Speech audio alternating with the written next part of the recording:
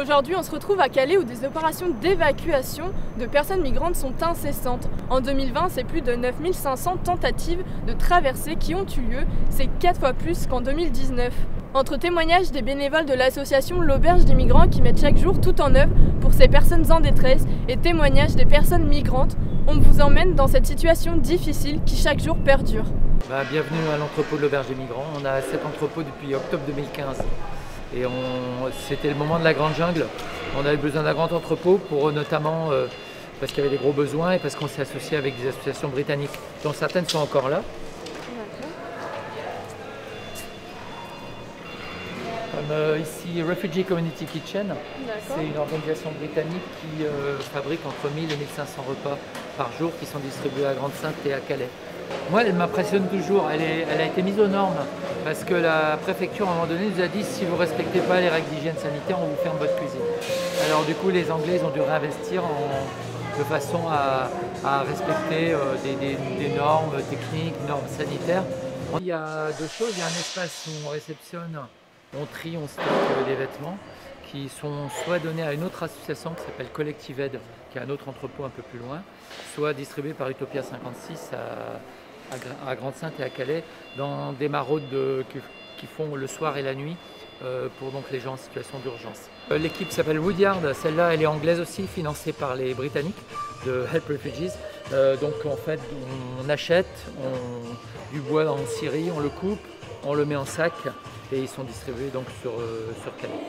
C'est les principales activités, il y en a une qui n'est pas trop visuelle, elles ont juste un petit bureau, je dis elles parce que c'est surtout des femmes.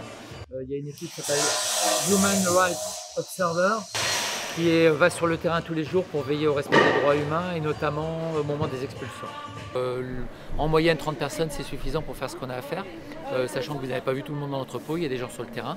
Et il y a aussi, quand j'ai dit qu'on travaillait jusqu'à 18 h, en fait il y a des équipes qui font des maraudes de nuit pour mettre les gens à l'abri, pour leur donner ce qu'il faut quand ils arrivent avec rien, leur donner un duvet, une tente, ce qu'il faut pour survivre, quoi.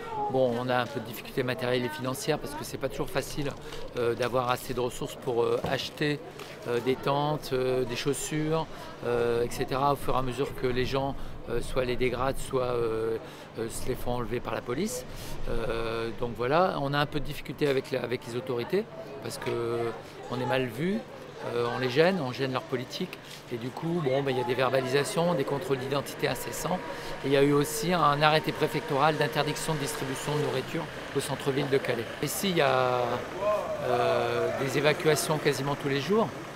La politique du gouvernement c'est de dissuader les gens de rester à Calais, donc ça passe notamment par ces expulsions quasi quotidiennes.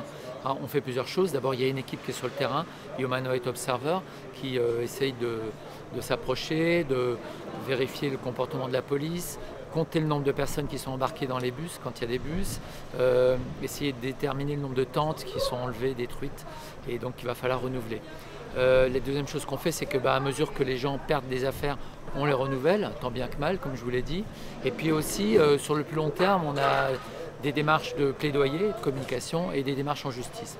Alors on ne gagne pas souvent en justice, mais on assiste de façon notamment à prouver que certaines évacuations se font de façon illégale.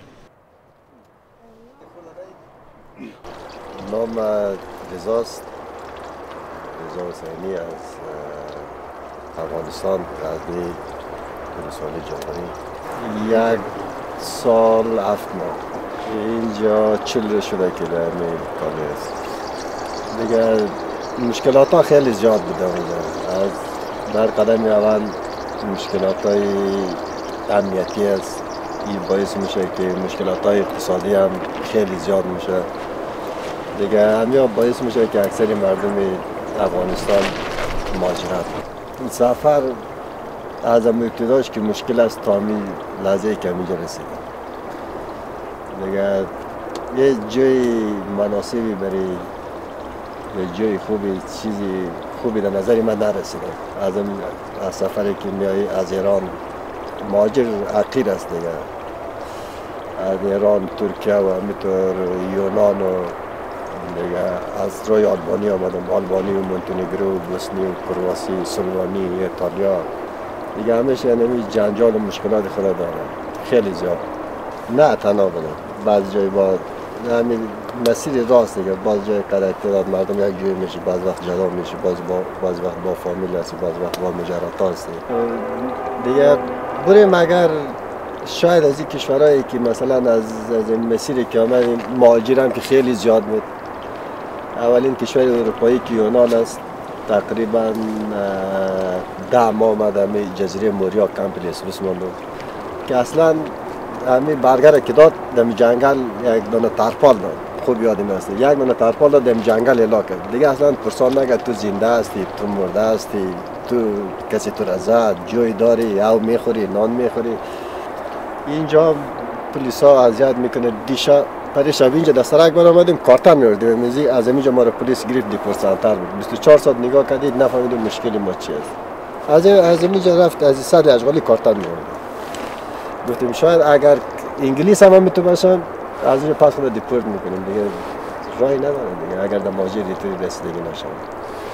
اصلا یکم یک حیوان رو ما رو الا کنه دیگه. همینطور که آمدیم در هر کشوری که رسیدیم واقعا در مهاجرین اعمال خود پاریس بسیار مردم در سرک خم میکنه، رسیدگی نمیشه.